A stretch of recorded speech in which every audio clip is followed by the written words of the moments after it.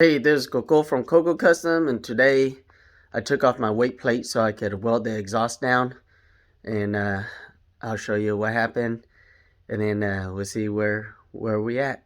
I think I'm ready to start it.